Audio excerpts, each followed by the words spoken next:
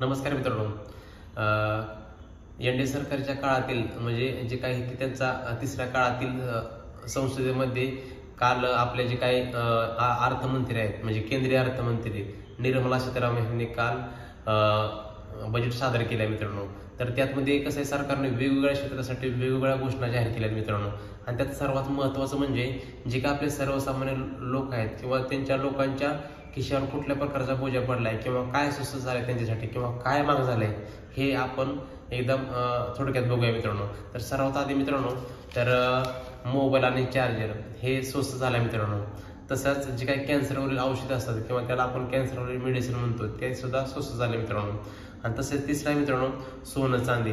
तुम्ही बघू शकता सोन्याचा भाव कुठे गेलाय. जवळजवळ सोनं हे 60, 65, 70 वर सोनं गेलाय. त्याच्यामुळे आता ते कसं सरकारने कुठेतरी त्याला म्हणजे कमी करण्याचा प्रयत्न केला मित्रांनो.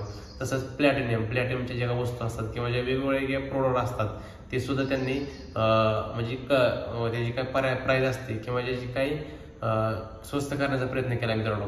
आणि तसेच तांब्याच्या वस्तू, तसेच सोलर पॅनल, इलेक्ट्रिकल वाहने, लिथियमची बॅटरी, चामड्याच्या वस्तू, एक्सरे मशीन, सीफूड अशा वेगवेगळ्या वस्तू म्हणजे कसं आहे ह्या बजेटमध्ये त्यांनी स्वस्त केल्यात. म्हणजे येणाऱ्या काळात बघू होतील का, पण सध्या तरी त्यांनी बजेटमध्ये सादर करताना सांगितलं की ह्या वस्तू जे काही सर्वसामान्य लोक आहेत त्यांच्यासाठी स्वस्त केल्यात. तर महाग काय केलं मित्रांनो, तर महाग केलं मित्रांनो PVC फ्लेक्स, आपण त्याला बॅनर पण म्हणतो. दुसरी गोष्ट आहे म्हणजे प्लॅस्टिकच्या वस्तू.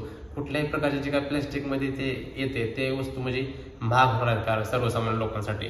तिसरी गोष्ट आहे म्हणजे टेलिकॉमचे उपकरणं. आपण त्याला म्हणजे कसं आहे TV वेगवेगळे जे काही एंटरटेनमेंटसाठी जे काही वस्तू असतात त्या सुद्धा महाग झाल्यात मित्रांनो. आणि चौथा आहे मित्रांनो, अमोनियम नायट्रेट हे जे काय वायू वगैरे आहेत अशा प्रकारचे महाग केला आहे मित्रांनो. तर ह्या जे काय तुम्हाला सांगितलं त्या प्रकारच्या म्हणजे कसं आहे वस्तू ह्या स्वस्ताने महाग झाल्यात मित्रांनो.